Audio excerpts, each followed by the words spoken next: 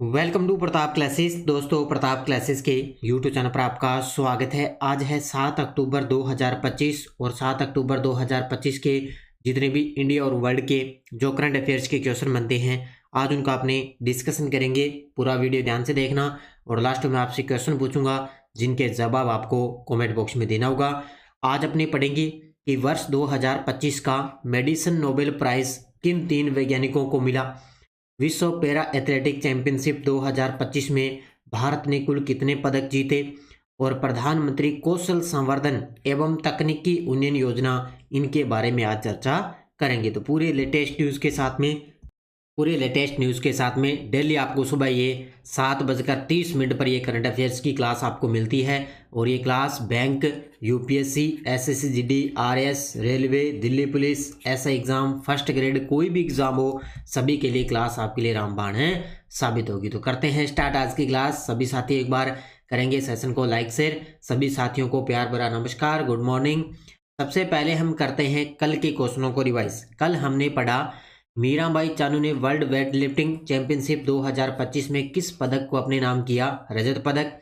Tata Sumo और airbase की साझेदारी में भारत की पहली निजी क्षेत्र की हेलीकॉप्टर फाइनल असेंबली लाइन कहाँ स्थापित की जा रही है? कर्नाटक में।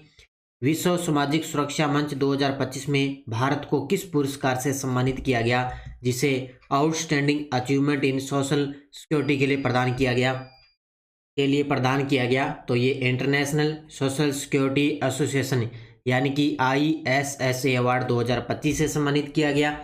भारतीय सेना ने पाकिस्तान और चीन से लगी सीमाओं पर वायु रक्षा नेटवर्क को मजबूत करने के लिए किस स्वदेशी मिसाइल हथियार प्रणाली की भारत इलेक्ट्रॉनिक्स लिमिटेड को निविदा जारी की? तो अनंत शस्त्र प्रणाली।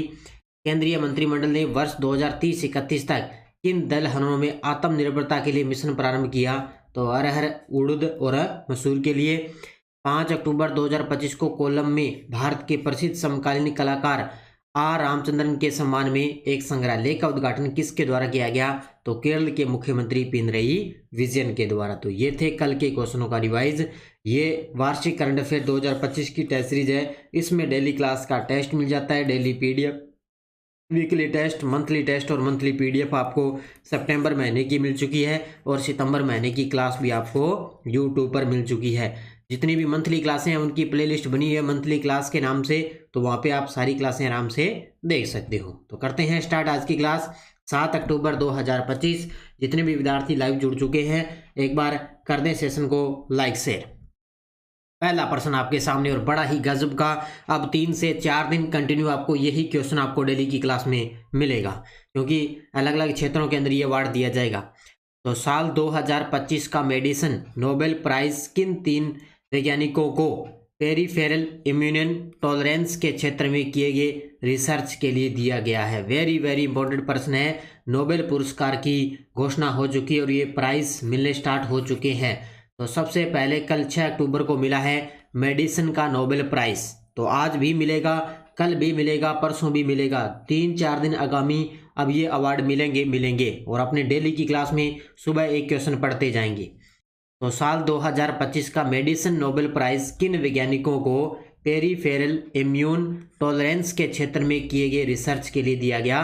तो ये मिला है ऑप्शन नंबर बी, मेरी ई ब्रेंका। 2 नंबर पे है फ्रेड रोम्सडेल और 3 नंबर पे है सिमोन साकागुची। इन तीनों को मेडिसिन का नोबेल प्राइज मिला है। ये देखो आपके सामने तस्वीर में, ये दोनों तो है अमेरिका के और ये शख्स है जापान के वैज्ञानिक। तो उत्तर होगा इसका ऑप्शन नंबर बी। 1% फिक्स है, अभी आना ही आना एग्जाम के अंदर। तो साल 2025 का मेडिसिन नोबेल पुरस्कार विजेता मेरी ई ब्रेका, ये है अमेरिका की। फ्रेड रोम्सडेल, ये है अमेरिका के। और सिमोन साकागुची, ये है जापान के रहने वाले। तो पुरस्कार क्षेत्र मिला इनको पेरिफेरल इम्यून टॉलरेंस के क्षेत्र में इनको ये अवार्ड दिया जा चुका है। या तो इन तीनों का नाम तो नहीं पूछेगा, लेकिन इनका स्थान पूछा जा सकता है भी कहाँ से है। दूसरी चीज कि इनको ये किस क्षेत्र के लिए पुरस्कार मिला, किस खोज के लिए अवार्ड मिला, तो ये आपके लिए याद रखना है। पेरिफेरल इम्यून टॉलरेंस के लिए इनको ये पुरस्कार मिला है। इसके अलावा मुख्य खोज क्या है? इन्होंने ये पता लगाया कि शरीर का इम्यून सिस्टम यानी कि प्रतिरक्षा प्रणाली खुद के अंगों पर गलती से हमला क्यों नहीं करता और इसे कैसे नियंत्रण किया जा सकता है, ये इन्होंने खोज की। इन तीनों को 10 दिसंबर को स्टॉकहोम में 10.3 करोड़ रुपए गोल्ड मेडल और सर्टिफिकेट इनाम के तौर पर इनको दिया जाएगा। अब घोषणा होती जा रही है और 10 दिसंबर को इनको ये नोबेल प्राइज दिया जाएगा। तो आज सबसे पहले किसको मिला है, मेडिसिन का नोबेल प्राइज मिला है। अगला देखो, विश्व पैरा एथलेटिक चैंपियनशिप 2025 में भारत ने कुल कितने पदक जीतकर अब तक का अपना सर्वश्रेष्ठ प्रदर्शन किया है। ये देखो आपके सामने तस्वीर के अंदर है।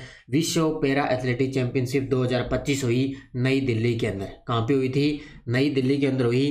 तो इसके अंदर भारत ने कुल कितने पदक जीते, 22 पदक जीते भी। कितने पदक जीते, 22 पदक जीते हैं। और संस्करण कौन सा है, ये है 12वां संस्करण। याद रखना कौन सा संस्करण, इसका 12वां संस्करण। देखो, विश्व पैरा एथलेटिक चैंपियनशिप 2025, स्थान नई दिल्ली, जवाहरलाल नेहरू स्टेडियम नई दिल्ली। कुल 104 देशों ने भाग लिया, 2000 प्लस एथलीटों ने भाग लिया। भारत की रैंकिंग रही है 10वीं। क्या बात है भी, याद रखना भारत की 10वीं रैंकिंग। भारत ने कुल 22 पदक जीते हैं, जिसमें से 6 स्वर्ण और 9 रजत और 7 कांस्य पदक जीते हैं। तो याद रखना 6 स्वर्ण, 9 रजत और कांस्य 7 पदक जीते। टोटल भारत ने इसके अंदर 22 पदक जीते। कौन सी रैंक रही, 10वें स्थान पर भारत रहा है। ब्राजील ने सर्वाधिक 15 स्वर्ण यानी कि कुल 44 पदक जीतकर शीर्ष स्थान हासिल किया है, जबकि चीन ने सर्वाधिक 52 पदक जीते, लेकिन स्वर्ण 13 की संख्या ब्राजील से कम रही है, इसलिए वो दूसरे स्थान पर है। ये तो अपने पढ़ते आ रहे हैं भी, किसी भी देश के अगर स्वर्ण पदक ज़्यादा हैं तो वो सबसे टॉप पर रहता है, इसलिए। लेकिन अब देखो, चीन ने 52 पदक तो जीते हैं, लेकिन यहाँ पे स्वर्ण पदक सबसे ज़्यादा किसके हैं, ब्राजील के। और यहाँ पे चीन के स्वर्ण पदक है 13, इसलिए ब्राजील सबसे टॉप पर है यहाँ पे, याद रखना, ठीक है। और भारत के 6 खिलाड़ियों ने स्वर्ण पदक जीतकर देश का गौरव बढ़ाया। अब वो 6 खिलाड़ी कौन कौन से, ये देखो, सिमरन शर्मा, निषाद कुमार, सुमित अंतिल, संदीप संजय सारगर, रिंकू हुड्डा और शैलेश कुमार। ये 6 खिलाड़ी हैं जिन्होंने इसके अंदर विश्व पैरा एथलेटिक चैंपियनशिप में 6 स्वर्ण पदक भारत के द्वारा जीते गए हैं। अब मैंने क्यों बताई ये चीज़ें, अब हो सकता है एग्जामिनर यहाँ से प्रश्न उठा भी सकता है, तो ये सारी चीज़ें अच्छे तरीके से पढ़ लेना। प्रधानमंत्री मोदी ने 4 अक्टूबर 2025 को नई दिल्ली के विज्ञान भवन में आयोजित कौशल दीक्षांत समारोह के दौरान किस नई योजना का शुभारंभ किया। हालांकि कल आपको नानक क्लासेस पर ये क्वेश्चन करवा दिया गया, तो वो कौन सी योजना है, पीएम सेतु योजना, यानी कि प्रधानमंत्री कौशल संवर्धन एवं तकनीकी उन्नयन योजना, जिसका शॉर्टकट में नाम है पीएम सेतु योजना। कौन सी योजना, पीएम सेतु योजना। तो इसको अच्छे तरीके से पढ़ लेना भाई, गजब का प्रश्न है और पूरी डिटेल के माध्यम से। तो प्रधानमंत्री कौशल संवर्धन एवं तकनीकी उन्नयन योजना है पीएम सेतु योजना। उद्घाटन पीएम मोदी द्वारा। उद्देश्य देश भर के 1000 औद्योगिक प्रशिक्षण संस्थानों को आधुनिक बनाना, उद्योन्मुखी करना, रोजगार उन्मुख केंद्रों में परिवर्तित करना, ये इनका टारगेट है। कुल बजट है इसका 60,000 करोड़ रुपए। और पीएम सेतु योजना के तहत 5 राष्ट्रीय उत्कृष्टता केंद्र स्थापित किए जाएंगे। ये महत्वपूर्ण है, कर लेना भी। पीएम सेतु योजना के तहत 5 राष्ट्रीय उत्कृष्टता केंद्र स्थापित किए जाएंगे। लुधियाना पंजाब, कानपुर उत्तर प्रदेश, भुवनेश्वर उड़ीसा, हैदराबाद तेलंगाना और चेन्नई तमिलनाडु के अंदर। ये 5 प्रश्न में से, ये 5 केंद्रों में से ये प्रश्न आ सकता है भी, याद रखना अच्छे तरीके से। अब बार बार कह रहा हूँ मैं, ये 5 राष्ट्रीय उत्कृष्टता केंद्र, इनको अच्छे तरीके से पढ़ लेना। तो ये कौन सी योजना है, पीएम सेतु योजना। भूमि प्रशासन और आपदा प्रबंधन पर राष्ट्रीय सम्मेलन कब और कहां हुआ है। भूमि प्रशासन और आपदा प्रबंधन पर राष्ट्रीय सम्मेलन कहां पे हुआ, तो ये हुआ है 3 अक्टूबर 2025 को गांधीनगर गुजरात में। यहाँ पर हुआ 3 अक्टूबर 2025 गांधीनगर गुजरात। तो भूमि प्रशासन और आपदा प्रबंधन पर राष्ट्रीय सम्मेलन 2025 महात्मा मंदिर गांधीनगर गुजरात में 3 अक्टूबर 2025 से शुरू हुआ। ये 2 दिवसीय सम्मेलन चला था। आयोजक संस्था भूमि संसाधन विभाग, ग्रामीण विकास मंत्रालय भारत सरकार और गुजरात राजस्व विभाग के द्वारा आयोजन इसका किया गया था। 2 ही थे, एक तो गुजरात राजस्व विभाग, एक भूमि संसाधन विभाग और ग्रामीण विकास मंत्रालय, इन दोनों के द्वारा कहाँ पे, गांधीनगर गुजरात में।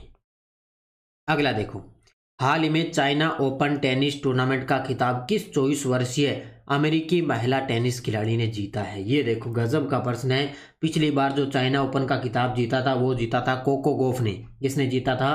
कोको गॉफ ने जीता था। और अब की बार चाइना ओपन टेनिस टूर्नामेंट का खिताब किस 24 वर्षीय अमेरिकी महिला टेनिस खिलाड़ी ने जीता? तो ये जीता है अमांडा अनीसिमोवा ने। Option number C. किसने जीता है? अमांडा अनीसिमोवा ने 24 वर्षीय अमेरिका महिला टेनिस खिलाड़ी है और इन्होंने अब की बार चाइना ओपन का खिताब जीत लिया है। तो चाइना ओपन 2025 महिला टेनिस टूर्नामेंट विजेता खिलाड़ी है अमांडा अनीसिमोवा, अमेरिका की है, 24 वर्षीय खिलाड़ी। फाइनल में किसको हराया? लिंडा नोस्कोवा, ये है चेकिया की। और राष्ट्रीय गौरव ये है कि लगातार दूसरे साल किसी अमेरिकी खिलाड़ी ने चाइना ओपन का खिताब जीता है। यानी कि पिछली बार तो ये देखो 2024 में कोको गॉफ ने जीता था अमेरिका की, और अब की बार भी ये अमेरिका की खिलाड़ी है, इसलिए दूसरे साल भी किसी अमेरिका खिलाड़ी ने चाइना ओपन का खिताब जीत लिया है। तो याद रखना अब की बार वाला अमांडा अनीसिमोवा ने चाइना ओपन 2025 जीता है। अगला देखो, अक्टूबर 2025 में अरब सागर में बना चक्रवात जिसका नाम है शक्ति से निम्नलिखित में से किस राज्य या क्षेत्र में सतर्कता बढ़ाई गई है? तो याद रखना अच्छे तरीके से, अक्टूबर 2025 में अरब सागर में बना चक्रवात है जिसका नाम है शक्ति, और इसने किस राज्य या क्षेत्र में सतर्कता है जो बढ़ाई जा चुकी है, यानी कि अलर्ट किया जा चुका है, तो वो है महाराष्ट्र और गुजरात के अंदर। कहाँ पे? महाराष्ट्र और गुजरात में। तो चक्रवात का नाम है शक्ति और नाम प्रस्तावित देश कौन सा है? श्रीलंका। यानी कि इस चक्रवात का नाम किसने दिया है? श्रीलंका के द्वारा। चक्रवात मौसम अप्रैल से दिसंबर, मुख्यतः मई और अक्टूबर नवंबर के अंदर इसका प्रभाव रहता है। 4 अक्टूबर 2025 तक चक्रवात शक्ति द्वारका गुजरात से लगभग 420 किलोमीटर दूर पश्चिम दक्षिण पश्चिमी दिशा में स्थित था। यानी कि अब याद रखना मुख्य चीजें कि अब सीधा प्रश्न इतने आएगा कि अभी अक्टूबर 2025 के अंदर गुजरात और महाराष्ट्र के अंदर कौन सा चक्रवात से प्रभावित हुए लोग, तो वो उसका नाम था शक्ति। या किस क्षेत्र में आया? तो गुजरात और महाराष्ट्र के अंदर। तो बस इतना याद रखना आपको अच्छे तरीके से, ज़्यादा आपको इसके बारे में डिटेल पढ़ने की जरूरत नहीं है। और नाम प्रस्तावित देश कौन सा है? वो है श्रीलंका। सीमा सड़क संगठन ने यानी कि BRO ने हाल ही में लद्दाख में समुद्र तल से कितनी ऊंचाई पर विश्व की सबसे ऊंची मोटर योग्य सड़क का निर्माण किया है? सीमा सड़क संगठन BRO ने हाल ही में लद्दाख में समुद्र तल से कितनी ऊंचाई पर विश्व की सबसे ऊंची मोटर योग्य सड़क का निर्माण किया है? ये देखो आपके सामने तस्वीर में दुनिया की सबसे ऊंची सड़क का निर्माण कर दिया। तो कितनी ऊंची है? ये है 19,400 फीट। कितनी है? 19,400 फीट समुद्र तल से इसकी ऊंचाई है और दुनिया की सबसे ऊंची सड़क का निर्माण इन्होंने किया है। तो उत्तर होगा इसका ऑप्शन नंबर डी, लद्दाख में। तो निर्माण संस्था सीमा सड़क संगठन BRO कहाँ पे? लद्दाख भारत में। सड़क की ऊंचाई है 19,400 फीट समुद्र तल से। नया विश्व रिकॉर्ड बना दिया भी। यह सड़क विश्व की सबसे ऊंची मोटर योग्य सड़क बन चुकी है। पुराना रिकॉर्ड था इनका 2021 में उमलिंग ला दर्रे पर बनाई गई थी सड़क, जिसकी ऊंचाई थी 19,024 फीट। कितनी थी? 19,024 थी और यह है 19,400 फीट। नया स्थान है मिगला दर्रा और सड़क परियोजना प्रोजेक्ट हिमांग के तहत इसका निर्माण किया जा चुका है। तो याद रखना दुनिया की सबसे ऊंची सड़क लद्दाख के अंदर 19,400 फीट। हाल ही में किस संस्थान में नमो सेमीकंडक्टर प्रयोगशाला की स्थापना को केंद्रीय इलेक्ट्रॉनिक्स और IT मंत्री अश्विनी वैष्णव ने मंजूरी दी है? ये गजब का प्रश्न है भी, आजकल एग्जामिनर इस प्रकार के प्रश्न पूछता है। तो किस संस्थान में नमो सेमीकंडक्टर प्रयोगशाला की स्थापना को केंद्रीय इलेक्ट्रॉनिक और IT मंत्री अश्विनी वैष्णव ने मंजूरी दे दी? तो IIT भुवनेश्वर। कौन सा है? IIT भुवनेश्वर के अंदर नमो सेमीकंडक्टर प्रयोगशाला की स्थापना की जाएगी। तो नमो सेमीकंडक्टर प्रयोगशाला स्थापना की मंजूरी केंद्रीय इलेक्ट्रॉनिक और सूचना प्रौद्योगिकी मंत्री अश्विनी वैष्णव ने इसको द्वारा मंजूरी दी गई। स्थान है IIT भुवनेश्वर में स्थापित की जाएगी। अनुमानित लागत 4,95,00,000 रुपए। कितनी है? 4,95,00,000 रुपए इसकी अनुमानित लागत है। उद्देश्य भारत के युवाओं को उद्योग अनुकूल सेमीकंडक्टर कौशल प्रदान करना और देश में चिप डिजाइन क्षेत्र में प्रतिभाओं का विकास करना, ये इसका मुख्य रूप से टारगेट है। तो याद रखना कहाँ पे, IIT भुवनेश्वर के अंदर क्या है, नमो सेमीकंडक्टर प्रयोगशाला की स्थापना की जाएगी। अब देखो आपके सामने वन लाइनर करंट पहला है कि भारतीय विशिष्ट पहचान प्राधिकरण ने 7 से 15 वर्ष की आयु के बच्चों के लिए अनिवार्य बायोमेट्रिक अपडेट पर लगने वाले सभी शुल्कों को पूरी तरह से माफ कर दिए। यानी कि अब क्या करेंगे, भी 7 से जो 15 वर्ष की आयु के जो बच्चे हैं ना, उनका जो बायोमेट्रिक अपडेट लगता है, ऊपर शुल्क लगता है ना, उसको पूरी तरह से निःशुल्क कर दिया, फ्री कर दिया बिल्कुल। दूसरा है, जापान की सत्तारूढ़ लिबरल डेमोक्रेटिक पार्टी ने 4 अक्टूबर 2025 को साने ताकाइची को अपना नया नेता चुना है, जिससे वे देश की पहली महिला प्रधानमंत्री बनने की राह पर है। अब वर्तमान में जो जापान के प्रधानमंत्री थे ना, उन्होंने अपने पद से इस्तीफा दे दिया और लगातार इस्तीफा देते आ रहे हैं। लगभग अब 3 से 4 महीने में लगभग 2 से 3 प्रधानमंत्री ने इस्तीफा दे दिया। पता नहीं क्या सिस्टम है जापान के अंदर। अब ये बता रहे हैं अभी देश की पहली महिला प्रधानमंत्री बनने जा रही है, जापान की साने ताकाइची बनने जा रही है।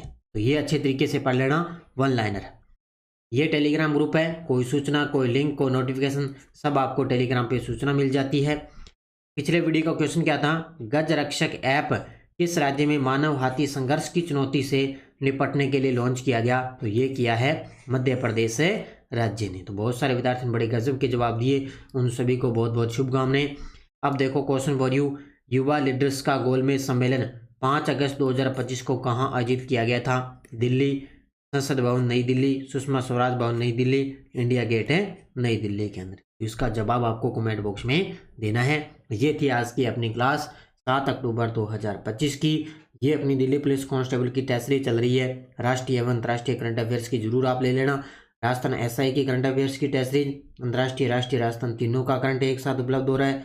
रीट मेंस की टॉपिक वाइज चल रही है और ये वीडियो की बुक आ चुकी है बाजार के अंदर, ये लेना आपके लिए, वीडियो के लिए आपके लिए रामबाण है साबित होगी। तो जरूर आप लेके आने इसको।